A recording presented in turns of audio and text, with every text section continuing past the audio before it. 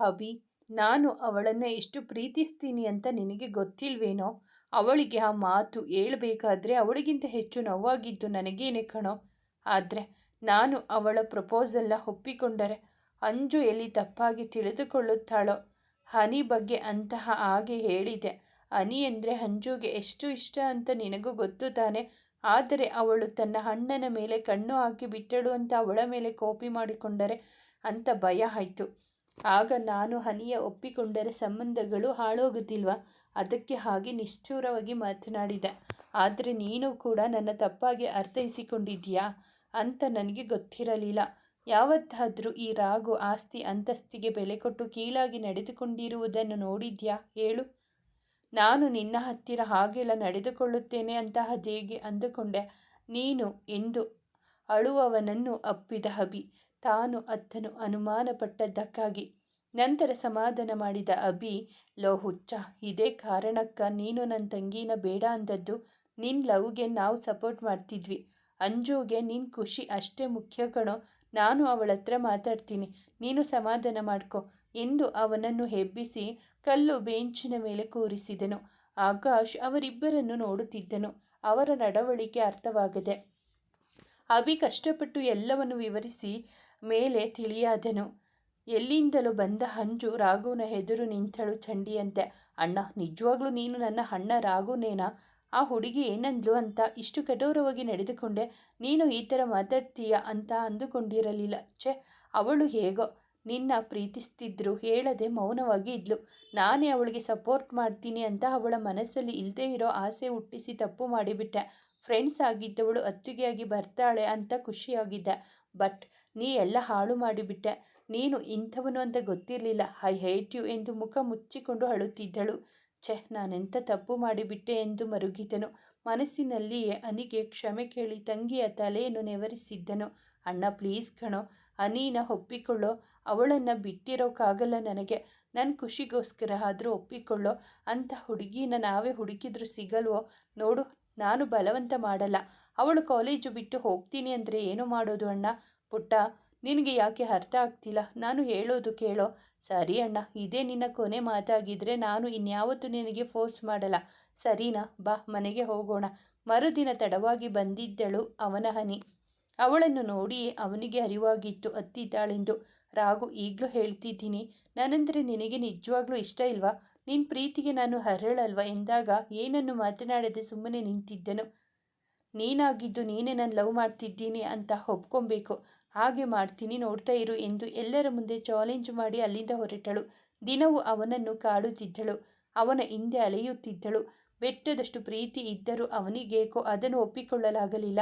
ಅವನ ಹಿಂದು ಮುಂದೆ ಸುತ್ತಾಡುತ್ತಿದ್ದಳು. ರಾಘು ರಾಘು ಎಂದು. ಅಂಜು ಅಭಿ ಕೊಟ್ಟ ಐಡಿಯಾ ಒಂದನ್ನು ತಲೆಯಲ್ಲಿಟ್ಟುಕೊಂಡು ಅವನ ಎದುರು ಬಂದಳು. ನಿನಗೆ ಒಂದು ಸಲ ಹೇಳಿದರೆ ಅರ್ಥ ಆಗಲ್ವಾ? ಅನಿ ಗೆಟ್ ಲಾಸ್ಟ್ ಎಂದರು ಕೇಳದೆ ಅವನನ್ನು ಜಗ್ಗಿ ಹಿಡಿದು ಕೇಳುತ್ತಿದ್ದಳು. ಅವನ ತಾಳ್ಮೆಯು ಕೆಟ್ಟಿತು. ಕೋಪದಿ ಅವಳ ಎದುರು ಬಂದವನೇ ಅವಳ ರಟ್ಟೆ ಹಿಡಿದು ಕೆನ್ನೆಗೊಂದು ಬಾರಿಸಿದನು. ಅಳುತ್ತಾ ಕುಸಿದಳು ಕೆಳಗೆ. ಅವನಿಗೆ ಮನದಲ್ಲಿ ಸಂಕಟವಾಗುತ್ತಿತ್ತು. ತಪ್ಪಾಯ್ತು ರಾಘವ್ ಅವರೇ, ಯೋಗ್ಯತೆ ಮೀರಿ ಕೂಡ ನಿಮ್ಮಿಂದ ಬಂದು ಕಾಡಿಸಿ ಬಿಟ್ಟೆ. ಇನ್ಯಾವತ್ತೂ ನಿಮ್ಮೆದುರು ಬರಲ್ಲ, ನಿಮ್ಮ ಕಣ್ಣಿಗೆ ಕಾಣಿಸಿಕೊಳ್ಳೋದಿಲ್ಲ. ನನ್ನ ಯೋಗ್ಯತೆ ಏನು ಅಂತ ತಿಳಿಸಿಕೊಂಡಿದ್ದಕ್ಕೆ ತುಂಬ ಥ್ಯಾಂಕ್ ಯು ಎಂದು ಕೈ ಮುಗಿದು ಅಳುತ್ತಿದ್ದಳು. ತಾನು ಮೆಚ್ಚಿದ ಹುಡುಗಿಯ ಕಣ್ಣಲ್ಲಿ ಅಳು ಕಂಡವನೇ ತಡೆಯಲಾರದೆ ಅವಳನ್ನು ಬಾಚಿ ಅಪ್ಪಿಬಿಟ್ಟನು. ತಪ್ಪಾಯ್ತು ಹನಿ, ನೀನು ಅಂಜು ಫ್ರೆಂಡ್ಸ್ ಅಲ್ವಾ? ನಾನೆಲ್ಲಿ ನಿನ್ನ ಒಪ್ಪಿಕೊಂಡು ಬಿಟ್ಟರೆ ನಿಮ್ಮಿಬ್ಬರ ನಡುವೆ ಬಿರುಕು ಮೂಡುತ್ತದೆ ಎಂಬ ಆತಂಕದಿಂದ ಮನದಲ್ಲಿ ನಿನ್ನ ಮೇಲೆ ಪ್ರೀತಿ ಇದ್ದರೂ ಒಪ್ಪಿಕೊಳ್ಳಲಾಗದೆ ಸುಮ್ಮನಿದ್ದೆ. ಆದರೆ ನಿನ್ನ ಅಳು ನನ್ನ ಮನಸ್ಸಿಗೆ ನೋವನ್ನು ಉಂಟು ಮಾಡಿತು. ನಿನ್ನ ಮೇಲೆ ಕೈ ಮಾಡಿ ತಪ್ಪು ಮಾಡಿಬಿಟ್ಟೆ ಹನಿ, ಸಾರಿ ಎಂದನು. ಅವಳ ಅಳು ಅವನೆದೆಯನ್ನು ತೋಯಿಸಿತು. ಅವಳ ಕಣ್ಣೊರೆಸಿ ಅವಳ ಕಣ್ಣುಗಳಿಗೆ ಮುತ್ತಿಟ್ಟು ನಂತರ ಹಣೆಗೆ ಚುಂಬಿಸಿದನು. ದೂರದಲ್ಲಿ ನಿಂತು ಇದೆಲ್ಲವನ್ನು ನೋಡುತ್ತಾ ನಿಂತಿದ್ದ ಅಂಜು, ಅಭಿ, ಆಕಾಶ್ ಸಂತಸದಿ ಅವರ ಬಳಿ ಬಂದರು. ಇಲ್ಲಿಂದಲೇ ಶುರುವಾಗಿದ್ದು ಅವರ ಪ್ರೀತಿಯ ಪಯಣ.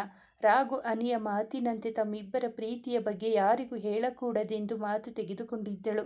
ತನ್ನವಳನ್ನು ರಾಘು ಹನಿ ಎಂದೇ ಕರೆಯುತ್ತಿದ್ದನು. ಎಲ್ಲರೂ ಯಾಕೆ ಆ ರೀತಿ ಕರೆಯುವುದೆಂದು ಕೇಳಿದರೆ, ಹಂಸಿನೀನ ಶಾರ್ಟ್ ಆ್ಯಂಡ್ ಸ್ವೀಟ್ ಆಗಿ ಹನಿ ಅಂತ ಕರೀತೇನೆ ಎಂದನು. ಇವರೆಲ್ಲರ ಆಟವನ್ನು ನೋಡುತ್ತಾ ನಿಂತಿದ್ದವರೊಬ್ಬರು ಕಾಲಪ್ಪಳಿಸಿ ಅಲ್ಲಿಂದ ಸರಿದರು. ಅದು ಯಾರ ಗಮನಕ್ಕೂ ಬರಲಿಲ್ಲ. ರಾಘು ಅಭಿ ಯಾವಾಗಲೂ ಅಂಜುನ ಹನಿಯನ್ನು ಜೋಪಾನ ಮಾಡುತ್ತಿದ್ದರು. ಅವರ ಮಾತೆ ಇಬ್ಬರಿಗೂ ವೇದವಾಕ್ಯ. ಇಬ್ಬರು ಅವರ ಪ್ರೀತಿಯ ನೆನಪಿನ ಆಳದಿಂದ ಹೊರಬಂದರು. ರಾಘು, ಅಂಜು ಅಣ್ಣ ಎಲ್ಲಿ ಕಾಣಿಸ್ತಾನೆ ಇಲ್ಲ. ಇವತ್ತು ಅಣ್ಣ ಬರ್ತಡೇ ಅಲ್ವಾ, ನಾನು ಅವನಿಗೆ ವಿಶ್ ಮಾಡೋಣ ಅಂತ ಕಾಯ್ತಾ ಇದ್ದೀನಿ. ಇವತ್ತೆಲ್ಲ ಕಾದರೂ ನಿಮ್ಮಣ್ಣ ಬರಲ್ಲ ಬಿಡು ಹನಿ. ಯಾಕೆ ಬರಲ್ಲ? ಯಾಕೆ ಅಂದರೆ ನಿನ್ನ ನಾದಿನಿ ನಿನ್ನ ಅಣ್ಣ ಅಭಿಗೆ ಪ್ರಪೋಸ್ ಮಾಡೋಕ್ಕೆ ಹೋಗಿದ್ದಾಳೆ ಎಂದ. ಏನೋ ಪ್ರಪೋಸಾ?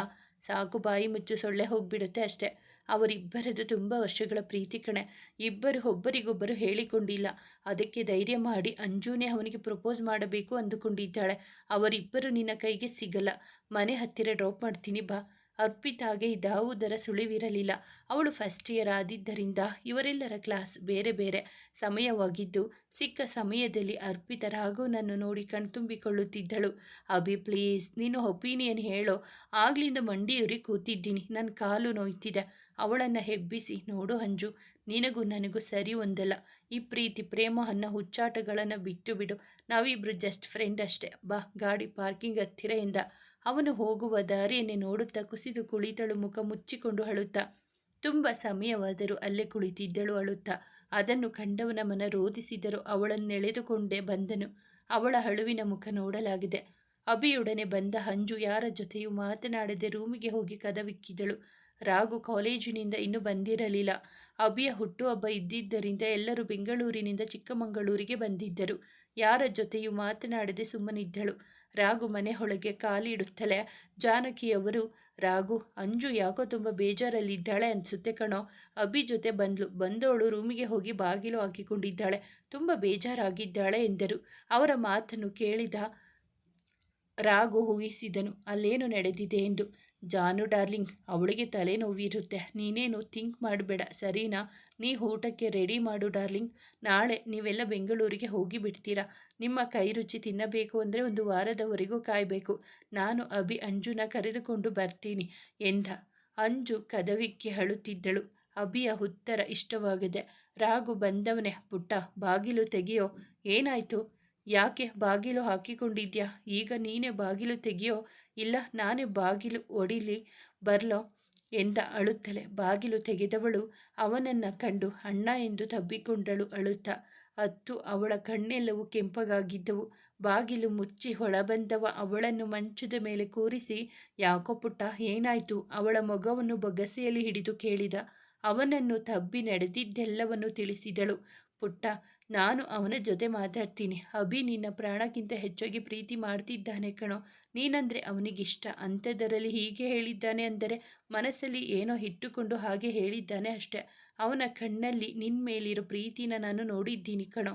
ನೀನು ಅವನ ಎದುರುಗಡೆ ಬಂದರೆ ಸಾಕು, ಅವನ ಕಣ್ಣಲ್ಲಿ ಆ ಮಿಂಚು, ಅವನ ಮುಖದಲ್ಲಿ ಕಾಣುವ ಮಂದಹಾಸ ಎಲ್ಲಾನು ನಾನು ಕಣ್ಣಾರೆ ಕಂಡಿದ್ದೀನಿ. ಅದು ಇವಾಗಿನಿಂದಲ್ಲ, ಚಿಕ್ಕ ವಯಸ್ಸಿನಿಂದ ಕಣೋ. ಅಣ್ಣ, ನೀನು ಹೇಳ್ತಿರೋದು ನಿಜಾನಾ? ಅಭಿ ನನ್ನ ಪ್ರೀತಿಸ್ತಾ ಇದ್ದಾನಾ ಎಂದು ಕಣ್ಣೊರೆಸಿಕೊಂಡು ನುಡಿದಳು. ಹೌದು ಪುಟ್ಟಮ್ಮ, ಈಗ ಕಣ್ಣೊರೆಸಿಕೊಂಡು ಊಟಕ್ಕೆ ಬಾ. ನಾನು ಅಭಿನ ಕರೆದುಕೊಂಡು ಊಟಕ್ಕೆ ಬರ್ತೀನಿ. ಅಭಿ ಬಾಲ್ಕನಿಯಲ್ಲಿ ನಿಂತಿದ್ದನು. ಅಂಜು ಕಣ್ಣೀರು ಅವನನ್ನು ಇನ್ನಷ್ಟು ನೋಯಿಸಿತ್ತು. ಎಲ್ಲರ ಮುದ್ದಿನ ಕಣ್ಮಣಿಯವಳು, ಎಲ್ಲರನ್ನ ಬೇಗ ಅರ್ಥ ಮಾಡಿಕೊಳ್ಳುತ್ತಾಳೆ, ಎಲ್ಲರಿಗೂ ಒಳ್ಳೆಯದನ್ನೇ ಬಯಸ ಹುಡುಗಿ ಅವಳು. ಅಂಥದರಲ್ಲಿ ಇವತ್ತು ನನ್ನಿಂದ ಕಣ್ಣೀರು ಹಾಕೋ ಹಾಗೆ ಆಯ್ತಲ್ಲ ಎಂದು ಒಳಗೊಳಗೆ ದುಃಖಿಸುತ್ತಿದ್ದನು. ಕಣ್ಣಲ್ಲಿ ನೀರು ತುಂಬಿಕೊಂಡಿದ್ದನು. ರಾಘು ಅವನ ಹಿಂದೆ ಬಂದು ನಿಂತು ಅಭಿ ಎಂದು ಕೂಗಿದನು. ಅವನ ಕೂಗಿಗೆ ಎಚ್ಚೆತ್ತು ಕಣ್ಣೀರನ್ನು ಒರೆಸಿಕೊಂಡು ಅವನತ್ತ ತಿರುಗಿದನು. ಬಾ ಅಭಿ, ಊಟಕ್ಕೆ ಎಲ್ಲರೂ ಕಾಯ್ತಾ ಇದ್ದಾರೆ. ನಾಳೆ ಎಲ್ಲರೂ ಊರಿಗೆ ಹೋಗ್ತಾರೆ. ಆಮೇಲೆ ಈ ಗೆಸ್ಟ್ ಹೌಸ್ನಲ್ಲಿ ನಾನು ನೀನು ಪುಟಾಣಿ ಅಷ್ಟೇ ಇರೋದು. ಅಭಿಯನ್ನ ಗಮನಿಸಿದ ರಾಘುಗೆ ಗೊತ್ತಿತ್ತು ಅಭಿ ಅಳುತ್ತಿದ್ದನೆಂದು. ಆದರೆ ಅಂಜು ರಿಜೆಕ್ಟ್ ಮಾಡಲು ಕಾರಣವೇನೆಂಬುದು ಮಾತ್ರ ತಿಳಿದಿರಲಿಲ್ಲ. ಕೆಳಗೆ ಬಂದರು ಇಬ್ಬರು. ಅಭಿಯ ಎದುರಿನಲ್ಲಿಯೇ ಕುಳಿತಿದ್ದಳು ಅವನ ಮನದರಸಿ. ಗಂಟಲಲ್ಲೇಕೋ ಊಟ ಇಳಿಯಲಿಲ್ಲ ಅವಳಿಗೆ. ಅಂಜು, ಯಾಕಮ್ಮ ಊಟ ಮಾಡುತ್ತಿಲ್ಲ? ತಟ್ಟೆ ಮುಂದೆ ಕೂತು ಹೀಗೆ ಇರಬಾರದು. ಸ್ವಲ್ಪ ಊಟ ಮಾಡು ಪುಟ್ಟ. ತಲೆ ಸವರಿದರು ಜಾನಕಿಯವರು. ಯಾಕೋ ಊಟ ಸೇರ್ತಿಲ್ಲ ದೊಡ್ಡಿ, ನನಗೆ ನಿದ್ದೆ ಬರ್ತಿದೆ, ನಾನು ಮಲಗೋಕೆ ಹೋಗ್ತೀನಿ ಎಂದಳು. ಅಭಿಯ ಮುಖ ನೋಡದೆ. ಅಭಿಗೂ ಸಂಕಟವಾಯಿತು. ಮನದರಸಿಯ ಮನಸ್ಸಿನ ನೋವು ತಿಳಿದವನಿಗೆ. ಅವನಿಗೂ ಯಾಕೋ ಹಸಿವಿರದ ಕಾರಣ ಊಟ ಮಾಡದೆ ಹಾಗೆ ಎದ್ದನು. ಹೇ ಅಭಿ, ನೀನ್ಯಾಕೋ ಎದ್ದೆ? ಊಟ ಮಾಡೋ ಎಂದರೆ ಅವ ಮಾತನಾಡೋಕ್ಕೂ ಮುಂಚೆ ರಾಘು ಅಡ್ಡಬಾಯಿ ಹಾಕಿದನು. ಅಮ್ಮ, ಅವನಿಗೂ ಹಸಿವಿಲ್ಲ ಅನಿಸುತ್ತೆ ಬಿಡಮ್ಮ ಎಂದನು ಜಾನಕಿಯವರಿಗೆ. ರಾಘುಗೆ ಗೊತ್ತಿತ್ತು ಅಂಜು ಊಟ ಮಾಡಲಿಲ್ಲ ಎಂದು, ಅಭಿಗೂ ಸಹ ಊಟ ಗಂಟಲಿಗೆ ಇಳಿಯಲಿಲ್ಲವೆಂದು. ಅಪ್ಪು ಬಂದಾಗ್ಲಿಂದ ಇಬ್ಬರನ್ನು ಗಮನಿಸುತ್ತಿದ್ದೇನೆ. ಯಾಕೋ ಡಲ್ಲಾಗಿದ್ದಾರೆ. ಏನಾಯಿತು? ಇಬ್ಬರು ಜಗಳ ಏನಾದರೂ ಮಾಡ್ಕೊಂಡ್ರಾ? ಯಾವಾಗಲೂ ಏನಾದರೂ ಜಗಳ ಮಾಡ್ಕೊಳ್ದೆ ಇರೋಕ್ಕಾಗಲ್ವಾ? ಚಿಕ್ಕಂದಿನಿಂದಲೂ ಇದೇ ಆಗೋಯ್ತು ಇಬ್ಬರದು ಎಂದು ಹಣೆ ಚಚ್ಚಿಕೊಂಡರು. ಜಾನು ಡಾರ್ಲಿಂಗ್, ಹಾಗೇನೂ ಇಲ್ಲ. ಊಟನ ಹಾಕಿಕೊಡು. ಅವರಿಬ್ಬರಿಗೂ ಇವತ್ತು ನಾನೇ ಊಟ ಮಾಡಿಸ್ತೀನಿ ಎಂದು ಊಟ ಹಾಕಿಸಿಕೊಂಡು ಹೋದನು. ಬಾಲ್ಕನಿಯಲ್ಲಿ ನಿಂತಿದ್ದಳು ಅಂಜನಿ. ನಿದ್ದೆ ಬರದೆ ರಾಘು ಅಭಿಯ ಬಳಿ ಬಂದು, ಅಭಿ ಏನಾಯಿತು ಅಂತ ಕೇಳಲ್ಲ. ಆದರೆ ಒಂದು ಸಲ ನಾವೇನಾದರೂ ಕಳೆದುಕೊಂಡ್ವಿ ಅಂತ ಇಟ್ಕೋ, ಮತ್ತೆ ನಾವು ಬೇಕು ಅಂದರೂ ಸಿಗಲ್ಲ. ಅದು ವ್ಯಕ್ತಿನೇ ಆಗಲಿ ವಸ್ತುವೇ ಆಗಲಿ. ಚೆನ್ನಾಗಿ ಯೋಚನೆ ಮಾಡು ಎಂದು ಬಾಗಿಲ ಬಳಿ ಹೋದವನು ಹಿಂತಿರುಗಿ, ನಿನಗೆ ನಾನು ಹೇಳುವಂಥದ್ದು ಏನೂ ಇಲ್ಲ. ಒಂದು ಟೈಮಲ್ಲಿ ನಾನು ಕೂಡ ಪ್ರೀತಿನ ಬೇಡ ಅಂತ ರಿಜೆಕ್ಟ್ ಮಾಡಿದ್ದೆ. ಆಗ ನನ್ನ ಮನಸ್ಸನ್ನು ಬದಲಾಯಿಸಿದವರು ನೀನು ಮತ್ತೆ ನನ್ನ ಪುಟಾಣಿ. ಆದರೆ ಈಗ ನೀನು ಮಾಡ್ತಿರೋದು ಸರಿಯಿಲ್ಲ. ಅವಳು ಊಟ ಮಾಡದೆ ಹಾಗೆ ಬಂದ್ಲು, ಅದು ಬಿಡು ಹೋಗಲಿ. ಅವಳ ಕಣ್ಣೀರನ್ನು ಕೂಡ ನೋಡಿ ನೀನು ಹೀಗೆ ಸುಮ್ಮನೆ ಇದೆಯಲ್ಲ ಎಂದವನು ನೋಡಿದನು ಗಾಬರಿಯಿಂದ. ರಾಘುಗೆ ಹೇಗೆ ಇದೆಲ್ಲ ಗೊತ್ತಾಯಿತು? ಅಂಜು ಏನಾದರೂ ಹೇಳಿಬಿಟ್ಲಾ ಅಂತ ಭಯವಾದವನೇ ತಲೆ ತಗ್ಗಿಸಿ ಬಿಟ್ಟನು. ರಾಘುನನ್ನು ಎದುರಿಸಲಾಗದೆ ಅವನ ಬಳಿ ಬಂದವನೇ, ಯಾಕೋ ಅಭಿ ತಲೆ ತಗ್ಗಿಸುತ್ತಿದ್ದೀಯಾ? ಏನಾಯಿತು? ರಾಘು, ಅದು ತಪ್ಪಾಯಿತೋ ಎಂದು ಕಾಲ ಬಳಿ ಕುಸಿದು ಕುಳಿತನು. ಅವನ ಕಣ್ಣೀರು ರಾಘುನ ಪಾದ ಸೋಕಿತ್ತು. ಹೇ ಅಭಿ, ಏನೋ ಇದು? ರಾಘು ಸಹ ಅಭಿ ಎಂದೇ ಮಂಡಿಯೂರಿ ಕುಳಿತು ಕೇಳಿದನು. ನಿಮ್ಮ ಅಂತಸ್ತಿಗೆ ತಕ್ಕವನಲ್ಲ ನಾನು. ಅದಕ್ಕೆ ಅವಳಿಗೆ ಬೈದು ಬಿಟ್ಟೆ ಕಣೋ. ನಾವು ಬಡವರು, ನಿನ್ನ ಅಂತಸ್ತಿಗೆ ಸರಿಸಮಾನರು ನಾವಲ್ಲ. ನಂಗೆ ಗೊತ್ತು, ನೀನು ನನ್ನ ಯಾವತ್ತೂ ಮನೆ ಕೆಲಸದವರ ಮಗ ಅಂತ ನೋಡಿಲ್ಲ. ಆದರೆ ಅತಿ ಆಸೆ ಒಳ್ಳೆಯದಲ್ಲ. ತಿಪ್ಪೆಯಲ್ಲಿರೋ ನಾನು ಉಪ್ಪರಿಗೆ ಕನಸು ಕಾಣೋದು ತಪ್ಪು ಕಣೋ.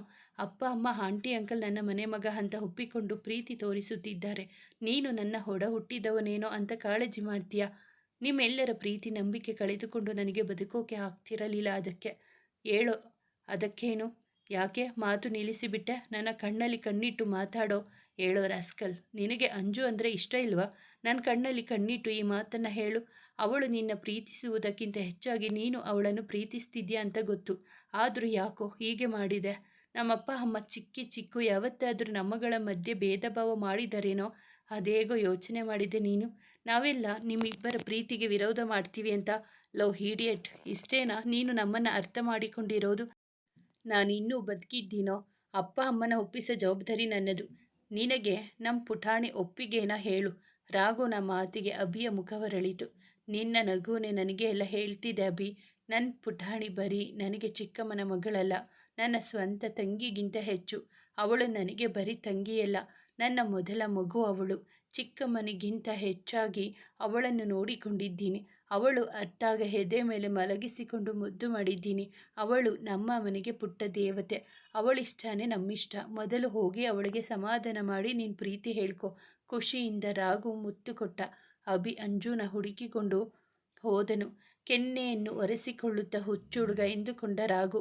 ಬಾಲ್ಕನಿಯ ಮೇಲೆ ನಿಂತಲ್ಲಿಯೇ ನಿಂತಿದ್ದಳು ಅವನ ಮುದ್ದಿನ ಹುಡುಗಿ ಮೊಗವದು ಬಾಡಿತು. ಅವಳ ಬಳಿ ಬಂದವನೇ ಅಂಜು ಎಂದು ಕೂಗಿದನು. ತಿರುಗಿ ನೋಡಿದರೂ ಮಾತನಾಡದೆ ಸುಮ್ಮನೆ ನಿಂತಿದ್ದಳು. ಯಾಕೋ ಅವಳ ಮೌನ ಅವನಿಗೆ ಅಸಹನೀಯವೆನಿಸಿತು. ಪುನಃ ಮುದ್ದು ಎಂದು ಕೂಗಿದನು. ಅಲ್ಲಿ ನಿಲ್ಲಲಾಗದೆ ಹೊರಟವಳ ಕೈ ಹಿಡಿದನು. ಬಿಡಿಸಿಕೊಳ್ಳಲು ಯತ್ನಿಸಿದಳು ಅವಳು. ಬಿಡಿಸಿಕೊಳ್ಳೋಕೆ ಆಗಲ್ಲ ಅಂತ ಗೊತ್ತಿದ್ರು ಯಾಕೆ ಹುಡುಗಿ ಇಂಥ ಸಾಹಸಕ್ಕೆ ಕೈ ಹಾಕ್ತೀಯಾ ಎಂದನು ನಗುತ್ತಾ. ಬಿಡಿ ಅಭಿನವ್ ಸರ್. ಕೋಪ ಬಂದಾಗೆಲ್ಲ ಅಭಿಯನ್ನ ಪೂರ್ತಿ ಹೆಸರಿನಿಂದಲೇ ಕರೆಯುತ್ತಿದ್ದಳಾಕೆ. ಏನು ನಮ್ಮ ಮುದ್ದುಗೆ ಕೋಪ ಬಂದಿರೋ ಹಾಗಿದೆ? ಯಾಕೋ ಬಂಗಾರು, ಏನಾಯಿತು? ಏನು ಗೊತ್ತಿಲ್ಲದವರಂತೆ ನುಡಿದನು. ಗೊತ್ತಿದ್ರು ಏನು ಗೊತ್ತಿಲ್ಲದೆ ಇರೋ ಥರ ನಿಮ್ಮಂಥ ಗಂಡಸರಿಗೆ ಮಾತ್ರ ಬರುತ್ತೆ ಬಿಡಿ. ನಾನು ಹೋಗಬೇಕು. ಪುಟಾಣಿ, ಸಾರಿ ಕಣೋ. ಅಯ್ಯೋ ಸರ್, ನೀವು ಯಾಕೆ ಸಾರಿ ಕೇಳ್ತೀರಾ? ತಪ್ಪು ನನ್ನದೇ ಬಿಡಿ. ಅವಳನ್ನು ತನ್ನೆಡೆಗೆ ತಿರುಗಿಸಿಕೊಂಡವ ಅವಳನ್ನು ಬಿಗಿತಪ್ಪಿದನು. ಮುದ್ದು, ಅರ್ಥ ಮಾಡ್ಕೊಳಮ್ಮ. ನನ್ನ ಜಾಗದಲ್ಲಿ ನೀನಿದ್ರೆ ಏನು ಮಾಡ್ತಿದ್ದೆ? ಸ್ವಲ್ಪ ಯೋಚನೆ ಮಾಡಿ ಹೇಳಮ್ಮ. ಈ ಮನೆಯಲ್ಲಿ ನನ್ನ ಸ್ಥಾನ ಏನು, ನಿನ್ನ ಸ್ಥಾನ ಏನು ಅಂತ. ಅಂಥದರಲ್ಲಿ ನಾನು ನಿನ್ನ ಲವ್ ಮಾಡ್ತಿದ್ದೀನಿ ಅಂದರೆ ನಿಮ್ಮನೆಯವರು ಒಪ್ಕೊತಿದ್ರ ಮುದ್ದು? ಅದಕ್ಕೆ ಆಗಲೇ ರಿಜೆಕ್ಟ್ ಮಾಡಿದ್ರು. ರಾಘು ಬಂದು ಹೇಳಿದಾಗಲೇ ಗೊತ್ತಾಗಿದ್ದು ನಾನೆಂಥ ತಪ್ಪು ಮಾಡಿದೆ ಅಂತ. ಪ್ಲೀಸ್ ಕಣೋ, ಈ ಥರ ಇರಬೇಡ, ಮಾತಾಡೋ ನನ್ನ ಜೊತೆ. ಮುದ್ದು ಎಂದವನ ಮಾತನ್ನು ಕೇಳಿದವಳ ಕಣ್ಣಂಚು ಒದ್ದೆಯಾಗಿತ್ತು. ಅವಳ ಅಳು ಅವನೆದೆಯನ್ನು ತೋಯಿಸಿತ್ತು. ಪುಟ್ಟ, ಅಳ್ತಾ ಇದ್ದೀಯಾ? ಇಲ್ಲಿ ನೋಡು. ನಾನು ನಿನ್ನ ಬಿಟ್ಟು ಎಲ್ಲೂ ಹೋಗಲ್ಲ, ಸರಿನಾ? ನನ್ನ ಹತ್ರ ಆಸ್ತಿ ಅಂತಸ್ತು ಇಲ್ಲದೇ ಇರಬಹುದು, ಆದರೆ ಪ್ರೀತಿಗೆ ಕೊರತೆ ಇಲ್ಲ ಕಣೋ. ಹಾಗಂತ ಬರೀ ಪ್ರೀತಿಯಿಂದ ಹೊಟ್ಟೆ ತುಂಬಲ್ಲ, ಜೀವನ ನಡೆಯಲ್ಲ ಅನ್ನೋದು ಗೊತ್ತು. ಆದರೆ ಯಾವುದಕ್ಕೂ ಕೊರತೆ ಬರದೇ ಇರೋ ಥರ ನೋಡ್ಕೊಳ್ತೀನಿ, ಸರಿನಾ ಮುದ್ದು? ನನ್ನ ಪುಟ್ಟ ಅರಮನೆಗೆ ನೀನೇ ದೇವತೆ ಕಣೋ. ನನ್ನ ಬಾಳಿಗೆ ಬೆಳಕಾಗಿ ಬರ್ತೀಯ ಮುದ್ದು. ಕಣ್ಣೊರೆಸಿ ನಗುತ್ತಲೇ ಸಮ್ಮತಿಸಿದಳು. ಲವ್ ಯು ಮುದ್ದು ಎಂದವ ಅವಳ ಕಣ್ಣಿನ ಮೇಲೆ ತುಟಿಯೂರಿದ. ಸಾರಿ ಮುದ್ದು, ತುಂಬ ಸತಾಯಿಸಿಬಿಟ್ಟೆ. ಇನ್ಯಾವತ್ತು ನಿನ್ನ ಕಣ್ಣಲ್ಲಿ ಕಣ್ಣೀರು ಬರದೇ ಇರೋ ಥರ ನೋಡಿಕೊಳ್ಳುತ್ತೇನೆ ಎಂದ. ಅವನ ಮಾತಿಗೆ ಒಪ್ಪಿಗೆ ಎಂಬಂತೆ ಅವನ ಕೆನ್ನೆಗೆ ಚುಂಬಿಸಿದಳು. ಹಲೋ ಲವ್ ಬರ್ಡ್ಸ್, ಸಾಕು ನಿಲ್ಲಿಸಿ ಎಂದು ಒಂದು ಕೈಯಲ್ಲಿ ಕಣ್ಣು ಮುಚ್ಚಿಕೊಂಡು ಮತ್ತೊಂದು ಕೈಯಲ್ಲಿ ತಟ್ಟೆ ಹಿಡಿದುಕೊಂಡಿದ್ದನು ಕಳ್ಳರಾಗು. ಇಬ್ಬರು ದೂರ ಸರಿದು ನಿಂತರು. ಅಣ್ಣ ಎಂದವಳೆ ಓಡಿ ಹೋಗಿ ಅವನನ್ನು ತಬ್ಬಿ, ಥ್ಯಾಂಕ್ಸ್ ಕಣೋ ಅಣ್ಣ, ಐ ಆಮ್ ಸೋ ಹ್ಯಾಪಿ ಎಂದಳು. ನಿನ್ ಖುಷಿನೇ ನಮ್ಮ ಖುಷಿ ಪುಟ್ಟ ಎಂದವ. ಬನ್ನಿ, ಇವತ್ತು ಇಬ್ಬರಿಗೂ ನಾನೇ ಊಟ ಮಾಡಿಸ್ತೀನಿ ಎಂದು ರೂಮಿಗೆ ಕರೆತಂದು ಇಬ್ಬರಿಗೂ ಎದುರು ಕೂರಿಸಿಕೊಂಡು ತುತ್ತಿಟ್ಟನು. ಇಬ್ಬರಿಗೂ ಅಮ್ಮನಂತೆ ಕಂಡವ. ಅವನ ಮಡಿಲಲ್ಲೇ ನಿದಿರೆಗೆ ಜಾರಿದರು ಇಬ್ಬರು. ಅದು ನೆಮ್ಮದಿಯ ತಾಣವಾಗಿತ್ತು ಅವರಿಗೆ. ದಿನಗಳು ಸದ್ದಿಲ್ಲದಂತೆ ಸಾಗುತ್ತಿತ್ತು. ಸಿಕ್ಕಷ್ಟು ಅಲ್ಪ ಸಮಯದಲ್ಲಿ ಅರ್ಪಿತ ರಾಘುನನ್ನ ಗಾಢವಾಗಿ ಹಚ್ಚಿಕೊಂಡು ಬಿಟ್ಟಿದ್ದಳು. ವಿಪರ್ಯಾಸವೆಂದರೆ ಅವಳ ಪ್ರೀತಿಯ ವಿಷಯವೇ ಅಲ್ಲಿ ಯಾರಿಗೂ ತಿಳಿದಿರಲಿಲ್ಲ. ಅವಳು ಸಹ ಯಾರ ಬಳಿಯೂ ಹಚ್ಚಿಕೊಂಡಿರಲಿಲ್ಲ. ಅಂಜು ಹೇಗೋ ಹಾಗೆ ಅರ್ಪಿತ ಸಹ ರಾಘುಗೆ. ಆದರೆ ಅವನ ಪ್ರೀತಿಯನ್ನು ತಪ್ಪಾಗಿ ಅರ್ಥೈಸಿಕೊಂಡಿದ್ದಳಷ್ಟೆ. ಅದು ಆಕರ್ಷಣೆಯೋ ಪ್ರೀತಿಯೋ ಅವಳಿಗೆ ತಿಳಿದಿರಲಿಲ್ಲ. ಅರ್ಪಿತಾಳಿಗೆ ಸ್ವಲ್ಪ ನೋವಾದರೂ ರಾಘು ಸಹಿಸುತ್ತಿರಲಿಲ್ಲ. ಅವಳನ್ನು ಪುಟ್ಟ ಮಗುವಿನಂತೆ ಕಾಳಜಿ ಮಾಡುತ್ತಿದ್ದನು. ಅವರ ಗುಣಕ್ಕೆ ಸೋಲುತ್ತಿದ್ದವಳು. ವಯೋಸಹಜ ಗುಣವದು. ಇವರೆಲ್ಲರ ಅನ್ಯೋನ್ಯತೆಯನ್ನು ಕಂಡ ಆ ಜೋಡಿ ಕಣ್ಣುಗಳಿಗೆ ಅದಾಗಲೇ ಅಸೂಹೆ ಉಂಟಾಗಿತ್ತು. ಹೇಗಾದರೂ ಸರಿ ಇವರ ಅನ್ಯೋನ್ಯತೆಯನ್ನು ಹೊಡೆಯಬೇಕೆಂದು ತೀರ್ಮಾನಿಸಿ ಅಲ್ಲಿಂದ ಹೊರಟರು. ಅಂದು ರಾಘುನ ಜನ್ಮದಿನ. ಎಲ್ಲರಿಗೂ ಗೆಸ್ಟ್ ಹೌಸಿನಲ್ಲೇ ಪಾರ್ಟಿ ಅರೇಂಜ್ ಮಾಡಿದ್ದನು. ಮನೆಯವರೆಲ್ಲರೂ ಬಂದಿದ್ದರು. ತನ್ನ ಪ್ರೀತಿಯ ವಿಷಯವನ್ನು ಮನೆಯವರ ಮುಂದೆ ಹೇಳಬೇಕು ಎಂದು ಮೊದಲೇ ತೀರ್ಮಾನಿಸಿದ್ದ ಅವ. ಇತ್ತ ಅರ್ಪಿತ ಅವನ ಬರ್ತಡೇ ದಿನವೇ ತನ್ನ ಪ್ರೇಮ ನಿವೇದನೆಯನ್ನು ಮಾಡಬೇಕೆಂದುಕೊಂಡಿದ್ದಳವಳು. ಹಾಗಾಗಿ ಒಂದೇ ಸಮನೆ ಹನಿಗೆ ಫೋನ್ ಮಾಡುತ್ತಿದ್ದನು. ಅವಳ ಫೋನ್ ಸ್ವಿಚ್ ಆಫ್ ಬರುತ್ತಿತ್ತು. ಇತ್ತ ಅರ್ಪಿತಾಳಿಗೆ ಫೋನ್ ಮಾಡಿದ. ತುಂಬ ಹೊತ್ತು ಮಾತನಾಡಿ ಬೇಗ ಬರುವಂತೆ ಹೇಳಿದನು. ಪಾರ್ಟಿಯ ಸಂಭ್ರಮ ಜೋರಾಗಿತ್ತು. ರಾಘುನೋ ತನ್ನವಳಿಗಾಗಿ ಕಾದು ಕಾದು ನಿರಾಶನಾದ. ಇತ್ತ ಇಬ್ಬರು ಹುಡುಗಿಯರ ಸುಳಿವಿರಲಿಲ್ಲ. ಪಾರ್ಟಿ ಮುಗಿದರೂ ಹನಿ ಅರ್ಪಿತ ಇಬ್ಬರು ಹುಡುಗಿಯರ ಸುಳಿವು ಸಹ ಸಿಗಲಿಲ್ಲ. ರಾಘು ಬೇಜಾರಾಗಿ ಊಟ ಮಾಡದೆ ಹಾಗೆ ನಿದ್ರಿಸಿದನು. ಮಾರನೇ ದಿನ ನೇತ್ರ ಸಹ ಮನೆಯವರ ಜೊತೆ ಬೆಂಗಳೂರಿಗೆ ಹೊರಟು ನಿಂತಿದ್ದಳು. ಹನಿ ಅಂದು ರಾಘುಗೆ ವಿಶ್ ಸಹ ಮಾಡಿರಲಿಲ್ಲ. ಯಾಕೋ ಅವನ ಮನ ಒದ್ದಾಡುತ್ತಿತ್ತು. ರಾಘು ತನ್ನ ದುಗಡವನ್ನು ಅಂಜು ಹಬಿಯಲ್ಲಿ ಹೇಳಿಕೊಂಡನು. ಸತತವಾಗಿ ಹನಿಯ ಫೋನ್ ಸ್ವಿಚ್ ಆಫ್ ಬರುತ್ತಿದ್ದರೆ ಅರ್ಪಿತಾಳ ಫೋನ್ ರಿಂಗಣಿಸುತ್ತಿದ್ದರೂ ಯಾರೂ ಸ್ವೀಕರಿಸುತ್ತಿರಲಿಲ್ಲ. ಕಾಲೇಜಿನಲ್ಲಿಯೂ ಅವರಿಬ್ಬರ ಸುಳಿವಿರಲಿಲ್ಲ. ಹನಿ ಮನೆಯವರೆಲ್ಲರಿಗೂ ಗೊತ್ತಿದ್ದರಿಂದ ಮನೆ ಹತ್ತಿರ ಹೋದರೆ ಬೇಗ ಜಡಿದಿತ್ತು. ಪಕ್ಕದ ಮನೆಯವರ ಬಳಿ ವಿಚಾರಿಸಿದಾಗ ರಾತ್ರೋರಾತ್ರಿ ಮನೆ ಖಾಲಿ ಮಾಡಿ ಹೋದರೆಂಬ ವಿಷಯವನ್ನು ತಿಳಿಸಿದರು. ರಾಘು ವಿಷಯ ಕೇಳಿ ಕುಸಿದು ಬಿದ್ದನು. ಅಂಜು, ಅಭಿ, ಆಕಾಶ್ ಕಂಗಾಲಾಗಿದ್ದರು. ಯಾರಿಗೂ ಅರ್ಪಿತಾಳ ಮನೆ ತಿಳಿದಿರಲಿಲ್ಲ. ರಾಘು ಹನಿಯ ನೆನಪಲ್ಲಿ ಊಟ ಮಾಡದೆ ಹೈರಾಣಾಗಿದ್ದನು. ಸದಾ ಹನಿಯ ನೆನಪಲ್ಲೇ ಇದ್ದನು. ಹೇಳದೆ ಕೇಳದೆ ಎಲ್ಲಿ ಹೋದೆ ಹನಿ ಎಂದು ಅವರಿಬ್ಬರ ಜೊತೆ ಇದ್ದ ಫೋಟೋ ನೋಡುತ್ತಾ ಕಣ್ಣೀರಾಕುತ್ತಿದ್ದನು. ಒಂದು ರೀತಿ ಹುಚ್ಚನಂತೆ ಆಗಿದ್ದನು. ನಿದ್ದೆಯಲ್ಲಿಯೂ ಹನಿಯ ಹೆಸರನ್ನು ಕನವರಿಸುತ್ತಿದ್ದನು. ಕುಡಿತ ಸಿಗರೆಟ್ನಿಂದ ಮಾರುದೂರ ಇದ್ದ ರಾಘು ಅವುಗಳ ಚಟಕ್ಕೆ ದಾಸನಾಗಿದ್ದನು. ಇದು ಮನೆಯವರಿಗೆ ತಿಳಿಯದಂತೆ ಎಚ್ಚರ ವಹಿಸಿದರೂ ಅಭಿ ಅಂಜು ಎತ್ತಲು ಹೋಗುತ್ತಿದ್ದನು. ಯಾವಾಗಲೂ ಬರುತ್ತಿದ್ದನು. ಅವನ ಹುಚ್ಚಾಟವನ್ನು ಸಹಿಸದ ಅಭಿ ರಾಘುನ ಮುಂದೆ ಬಂದು, ರಾಘು, ಇಷ್ಟೊತ್ತು ಎಲ್ಲೋ ಹೋಗಿದ್ದೆ ಎಂದರೆ ಹನೀನ ಹುಡುಕುತ್ತಿದ್ದೆ ಅಭಿ. ಅವಳು ನನ್ನ ಮೇಲೆ ಕೋಪ ಮಾಡಿಕೊಂಡಿದ್ದಾಳೆ ನೋಡು. ಎಲ್ಲೋ ಹೇಳದೆ ಕೇಳದೆ ಹೋಗಿದ್ದಾಳೆ. ಅವಳಿಗೆ ಬೈದು ಬುದ್ಧಿ ಹೇಳಿ ಕರೆದುಕೊಂಡು ಬರ್ತೀನಿ ಇರು ಎಂದು ವಾಲಾಡುತ್ತಾ ನೆಲದ ಮೇಲೆ ಬಿದ್ದನು. ಅವನ ಸ್ಥಿತಿಯನ್ನು ಕಂಡ ಅಂಜು ಅಳುತ್ತಿದ್ದಳು. ಜೀವದ ಗೆಳತಿಯಾಗಿದ್ದರು ಅಂಜು ಹನಿ. ಆದರೆ ಹೇಳದೆ ಕೇಳದೆ ನಡು ನೀರಿನಲ್ಲಿ ಕೈಬಿಟ್ಟು ಹೋದವಳ ಮೇಲೆ ಅಸಾಧ್ಯ ಕೋಪ ಬಂದಿತ್ತವಳಿಗೆ. ಅಭಿ ಅವನನ್ನು ಕರೆತಂದು ರೂಮಿನಲ್ಲಿ ಮಲಗಿಸಿ ರಾಘುನ ಮುಂದೆಯೇ ಕುಳಿತಿದ್ದನು. ಅಳುತ್ತಿದ್ದ ಅಂಜುನ ಸಮಾಧಾನ ಮಾಡುತ್ತಿದ್ದನು. ಅವಳ ಅಳು ನಿಂತಿರಲಿಲ್ಲ. ಸ್ಟಾಪಿಡ್ ಅಂಜು, ಇನ್ನು ಎಷ್ಟು ಅಂತ ಹೇಳ್ತೀಯ? ಆ ಕಡೆ ರಾಘು, ಈ ಕಡೆ ನೀನು. ನಾನು ಯಾರನ್ನಂತ ಸಮಾಧಾನ ಮಾಡಲಿ? ಸಾಕಾಗೋಗಿದೆ ನನಗೂ. ನಾನು ಮನುಷ್ಯನೇ, ನನಗೂ ನೋವು ಅನ್ನೋದು ಆಗುತ್ತೆ ಎಂದು ಅವಳ ಮೇಲೆ ಜೋರು ಮಾಡಿದ್ದನು. ಅವನ ಆರ್ಭಟಕ್ಕೆ ಬೆಚ್ಚಿಬಿದ್ದು ಅಭಿಗೆ ಎದರಿ ಸದ್ದಿಲ್ಲದಂತೆ ರಾಘು ಬಳಿ ಕುಳಿತಳು ಮುದುರಿ.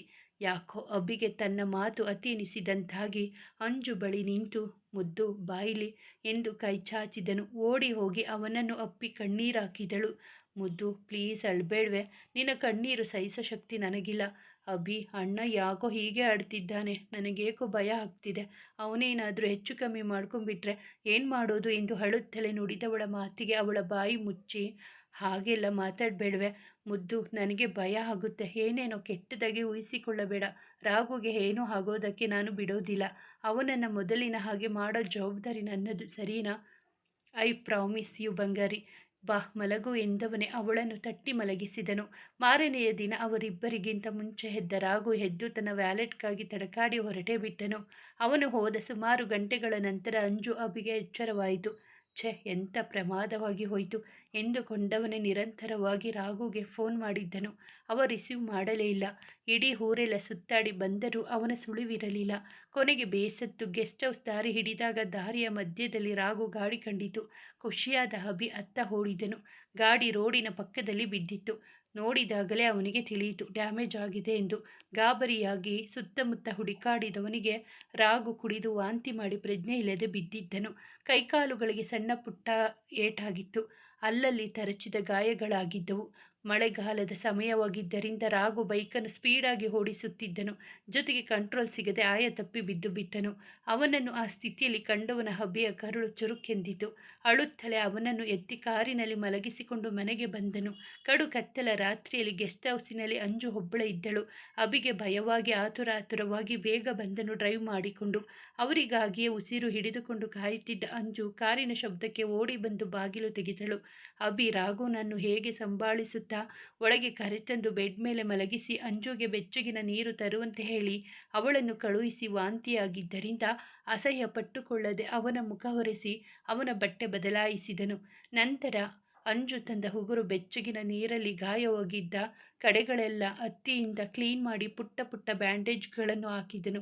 ಅದಾಗಲೇ ಅಂಜು ಅಭಿ ಇಬ್ಬರ ಕಣ್ಣಲ್ಲೂ ನೀರು ಜಿನುಗಿತು. ರಾಘು ನನ್ನ ಆ ಸ್ಥಿತಿಯಲ್ಲಿ ಕಂಡು ಹೇಗೋ ಒಬ್ಬರಿಗೊಬ್ಬರು ಸಮಾಧಾನ ಪಟ್ಟುಕೊಂಡರು. ಬೆಳಗಾಗುವುದನ್ನೇ ಕಾಯುತ್ತಾ ಕುಳಿತಿದ್ದರು. ಬೆಳಗಿನ ಜಾವ ಇಬ್ಬರಿಗೂ ನಿದ್ದೆ ಹತ್ತಿತ್ತು. ರಾಘು ಎಚ್ಚರವಾದವನೇ ಎದ್ದು ಕುಳಿತನು. ತಲೆ ಹಿಡಿದುಕೊಂಡು ಕೈ ಎತ್ತಲೂ ಆಗಲಿಲ್ಲ. ಕೈ ನೋಡಿಕೊಂಡವನಿಗೆ ನೆನಪಾಯಿತು ಇಂದಿನ ದಿನ ನಡೆದ ಘಟನೆ. ಸುತ್ತಲೂ ನೋಡಿದ. ಅಂಜು ಅಭಿ ಒಬ್ಬರಿಗೊಬ್ಬರು ತಬ್ಬಿ ಮುದುರಿ ಕುಳಿತಿದ್ದರು. ಸೋಫಾದ ಮೇಲೆ ಹಾಗೇ ನಿದ್ರೆ ಹೋಗಿದ್ದರು. ಅವರನ್ನು ಕಂಡ ರಾಘುಗೆ ತನ್ನ ಮೇಲೆ ಜಿಗುಪ್ಸೆ ಬರುತ್ತಿತ್ತು. ತಕ್ಷಣ ಎದ್ದವನೇ ಮತ್ತೆ ಹೊರಹೋಗಲು ನೋಡಿದರೆ ಬಾಗಿಲು ಓಪನ್ ಆಗಲಿಲ್ಲ, ಲಾಕ್ ಆಗಿತ್ತು. ಅದನ್ನು ತೆಗೆಯಲು ಸಾಹಸ ಪಡುತ್ತಿದ್ದನು. ಆಗ ಅವರಿಬ್ಬರಿಗೆ ಎಚ್ಚರವಾಯಿತು. ಏನು ಮಾಡ್ತಿದ್ದೀಯಾ ರಾಘು? ತಿರುಗಿ ನೋಡಿದನು. ಭಯದಿ ಅಭಿ ಕಣ್ಣು ಕೆಂಪಗೆ ಮಾಡಿಕೊಂಡು ನಿಂತಿದ್ದನು. ಅವನನ್ನು ಕಂಡ ರಾಘು ತಲೆ ತಗ್ಗಿಸಿದನು. ಅವನ ಬಳಿ ಬಂದ ಅಭಿ ಬಾಗಿಲು ತೆಗೆದವನೇ, ಹೋಗೋ, ಹೊರಗಡೆ ಹೋಗಿ ಇನ್ನಷ್ಟು ಕುಡಿದು ಬಾ.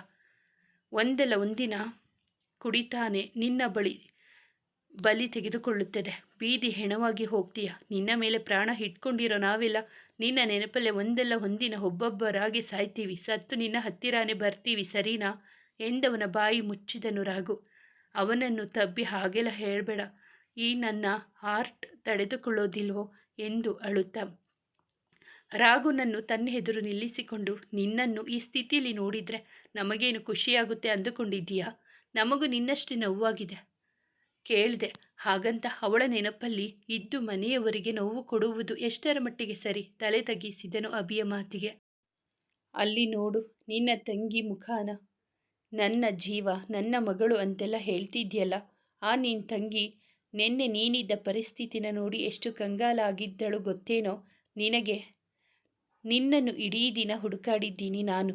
ಸರಿ ರಾತ್ರಿಯವರೆಗೂ ಹೀಗೆ ಹಿಡಿದುಕೊಂಡು ನಾವು ಬರೋ ದಾರಿನೇ ಕಾಯ್ತಿದ್ಲು ಗೊತ್ತಾ? ಭಯಕ್ಕೆ ಅವಳೇನಾದರೂ ಮಾಡಿಕೊಂಡಿದ್ದರೆ ಮನೆಯವರಿಗೆ ಯಾರು ಉತ್ತರ ಕೊಡಬೇಕಿತ್ತು ಹೇಳು? ನನಗಿಂತ ಅಂಜುಗಿಂತ ಮನೆಯವರಿಗಿಂತ ನಿನ್ನೆ ಮೊನ್ನೆ ಬಂದೋಳು ಹೆಚ್ಚಾದಳ ನಿನಗೆ? ಮಾತಾಡೋ. ಈ ನಿನ್ನ ಮೌನ ನಮ್ಮನ್ನು ಕೊಲ್ತಿದೆ.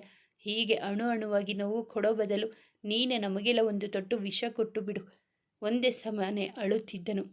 ಅವನ ಮನಸ್ಸು ಹಗುರವಾಗುವವರೆಗೂ ಅಳಲಿ ಎಂದು ಅವನನ್ನು ಬಿಟ್ಟು ಇಬ್ಬರು ಅವನೆದುರು ಕುಳಿತರು ಸೋಫಾದ ಮೇಲೆ. ಸುಮಾರು ಹೊತ್ತು ಸಮಾಧಾನವಾದ ರಾಘು ಅವರಿಬ್ಬರ ಬಳಿ ಹೋಗಿ ಅವರನ್ನು ಬಾಚಿ ತಬ್ಬಿ ಅತ್ತನು. ಮೂವರು ಸುಮಾರು ಹೊತ್ತು ಹತ್ತರು.